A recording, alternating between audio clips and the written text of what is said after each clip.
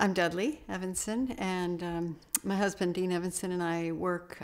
We create music, peaceful healing music. Been doing that for 30 years, and our music is used for stress reduction.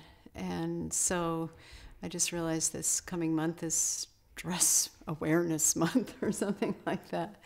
So we all have stresses in our lives, some to lesser and some to greater degrees. And one of the stresses, the major stressors that we became aware of a few years ago through a psychologist friend of ours was that a lot of people coming back from combat in Iraq and Afghanistan were dealing with incredibly intense post-traumatic stress disorder.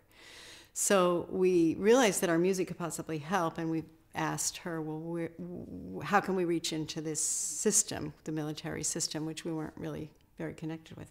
She said, why don't you just call Walter Reed? And that's the big Army Medical Hospital in Washington, D.C. So I did. I started called the psychiatrist, the psychologist, and ended up with the chaplain's office. And it just so happened that the chaplain, the head chaplain there, knew our music. He knew Dean Evanson's music. He'd used it in his own healing process. So that was like amazing to find a major in the Army who was familiar with our music. And so we started sending our music there, and he began purchasing it and handing out, hundreds of CDs to these guys coming back from, well, some of them multiple amputees, and then of course many with PTSD.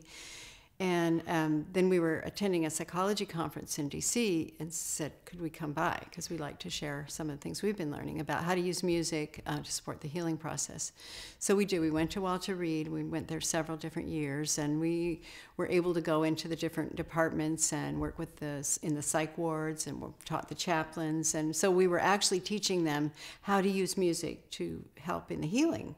Because when you're coming back from, for one thing, you're every time you close your eyes, you're replaying some traumatic event. And this actually goes with people, not just who've been to combat, but anybody who's been in an auto accident or had any kind of violence perpetrated upon them, domestic violence. Maybe they have a family history. So we're looking at stress in all levels. And we may think Bellingham doesn't have these people here in our community that much, but we do. We have many young people who've come back from these multiple deployments in war zones, and now we have another war we're looking at possibly.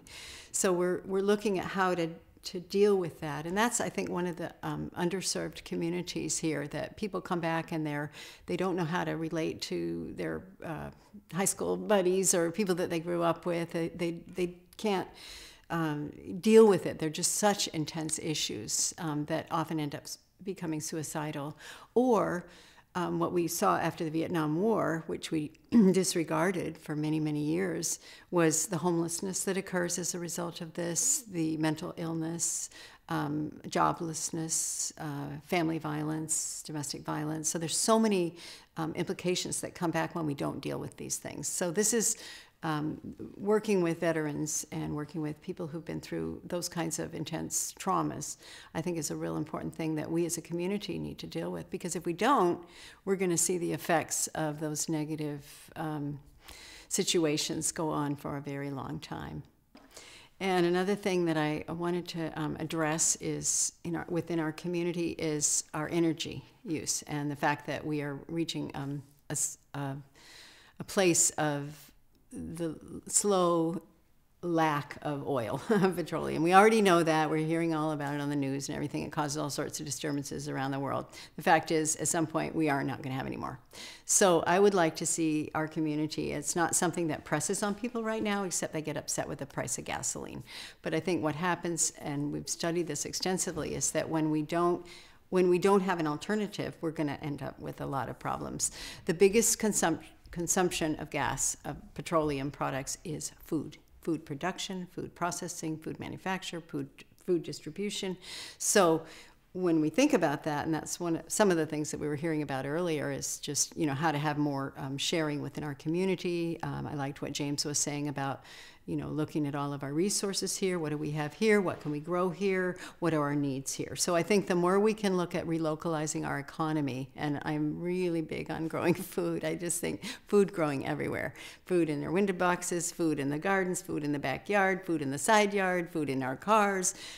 We need to grow food. And so I think we need to establish a kind of a campaign of guerrilla gardening and just have little gardens sprouting up everywhere. Because a hungry man is an angry man. If we can't feed our families, if a person can't feed their children, they're going to have a lot of anxiety, and our society is going to crumble, crumble, crumble. So I hope that as we go through this process of finding solutions, that energy, alternative energy, local food production, and meeting our needs locally are things that we can focus on. So look forward to working with everybody on that.